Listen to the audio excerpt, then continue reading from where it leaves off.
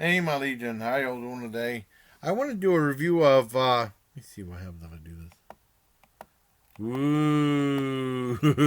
Ooh. I want to do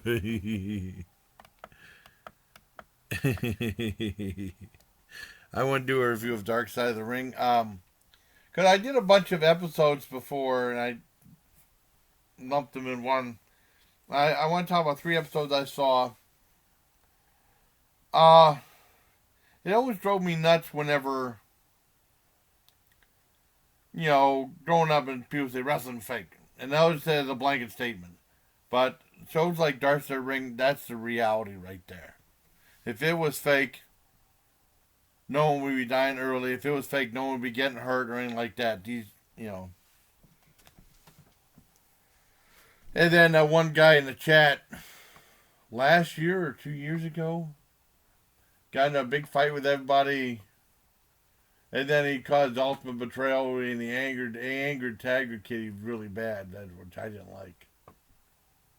I mean, this is over like year and a half ago. And then one person said you should make up with him. I tried to make this isn't George, it's someone else. And I tried to make up with him, and then he was just a dick. I said, forget this. I left him blocked. I had to wait 40 hours. I blocked him again. No big deal. Well, anyway, with Dark Side of the Ring, I did I want to review 3 episodes. 2 are kind of linked together: the Montreal Screwjob, and then the last days of Owen Hart, because it revolves around the Hart family. Then one I saw today was the last days of the Road Warrior, especially Hawk.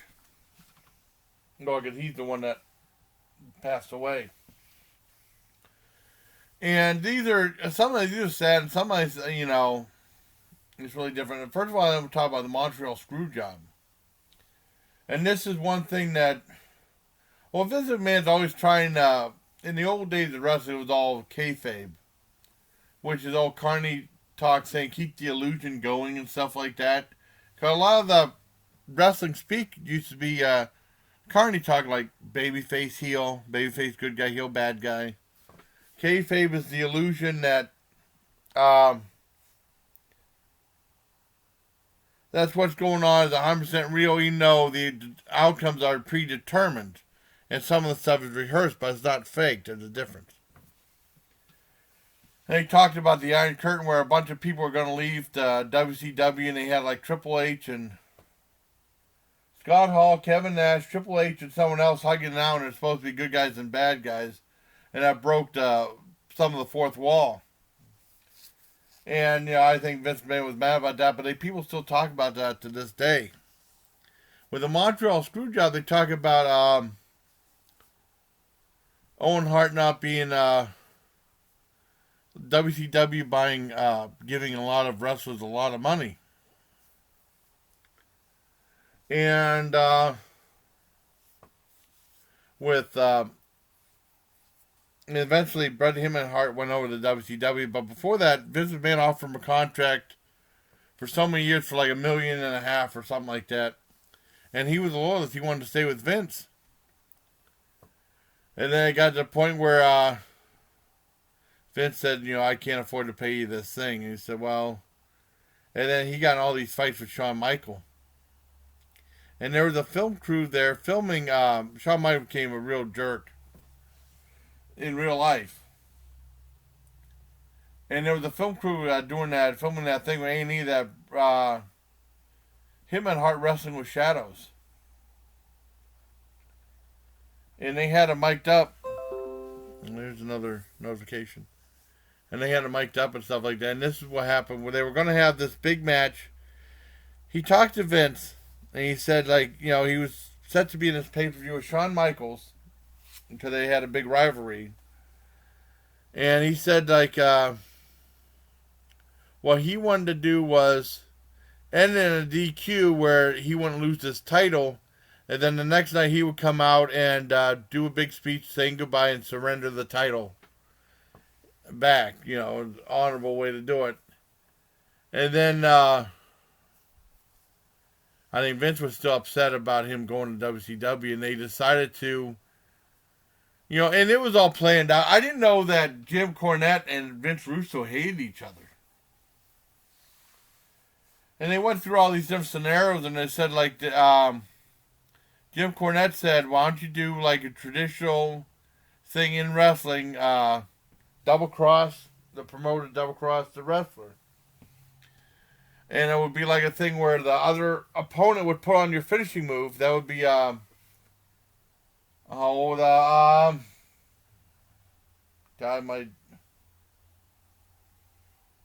it's Bret Hart submission move. I can't, the figure four leg lock. And then they'd ring the bell saying that he submitted to the other guy using his submission move, and then take his belt that way. And there was a plane ride, Earl Hebner, saying, hey, you're not going to screw me on this, are you? He said no, and then it got to the point where he was going to have to, he wouldn't have a job. And I guess when that happened, first Earl Hebner rang the bell and he left. He had the car running and going, and Jim Cornette did too. And they were both out of the thing before they got the crap beaten out of by Bret Hart. And it talks about that. It was really interesting. If you've seen the thing, it was a fascinating thing. And then they had the thing where Scott Hall was talking, saying that it looked like it was a work. It was like a conspiracy. And that was interesting too. I liked that one a lot. Next were the last days of Owen Hart. Well, that was a 10 out of 10. Next day was the last day of Owen Hart, which is very sad, because they talked about the Hart dynasty and stuff like that.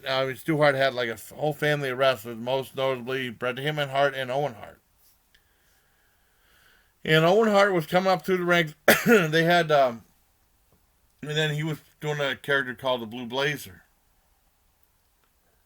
And then they kind of did away with that character and they brought it back, and they had a thing when he was supposed to be lowered down. Like comical, he's supposed to be a comical character, lowered down.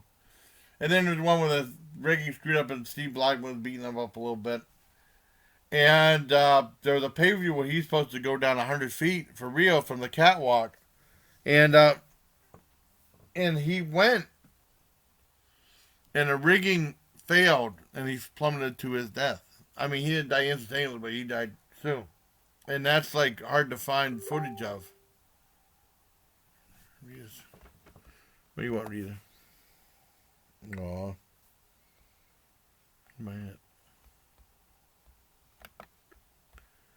And it was sad. I mean, because I got to hear more of the story about that.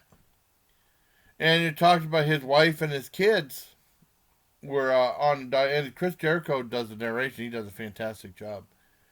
And talks about her doing a lawsuit against them. Because I didn't know anything about it until then. And this was what's messed up. A lot of fans were mad she was filing a lawsuit. And some of the Hart family members were taking like her legal documents and stuff like given to the defense. So they had a leg up and they knew what they were going to do to try to screw up her legal suit. And then like a year later, because I knew about this happening. What the hell was I going to say now? I got lost track because everyone's talking to me. Rita, and then, Demonic Pretty, who changed her name, contacted me too. It was just something else. It was really good. I mean, because I didn't know, and then they said it had someone for $14 million, which I didn't know about. But they said a lot of, that was messed up. Their family members saying they're cutting their livelihood.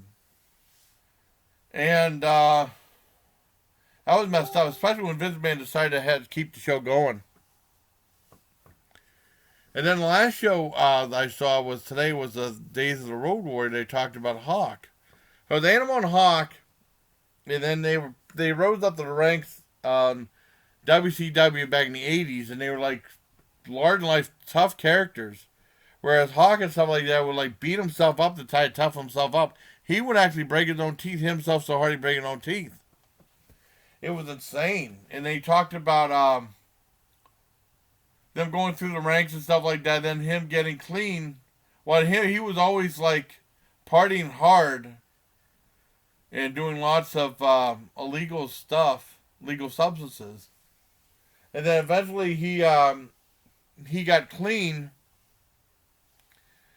Eventually, I mean, after a long, long time, and he settled down, and he ended up passing away from moving furniture and stuff like that. His heart couldn't take it no more. And that was a sad episode, but very good one. And sometimes I don't recognize some of these wrestlers. They had a guy who played Repo Man and Smash from Demolition, and I didn't even recognize him because everyone looks so different. But I give it a 10 out of 10. I think Dark Side of the Ring is a great, great show. Well, I found out about it. I mean, my friend at work was telling me about it, and also Ryback did a thing about the Chris Benoit one. And I said, if I was going to review it, I don't want to just do Chris. I want to do a few of them because Chris is so sad. And it's really, that was a 2-part one. It's really a good show. I wish my dad was here to see it because he would like it too. I think, and you don't have to be a wrestling fan to like it. Just like I saw Fighting with My Family. John, I remember I played in the theaters. I mean, I saw an ad for it. And John said, "Hey, that's what." They said, I saw the Raw. I said, I didn't know what the heck it was about.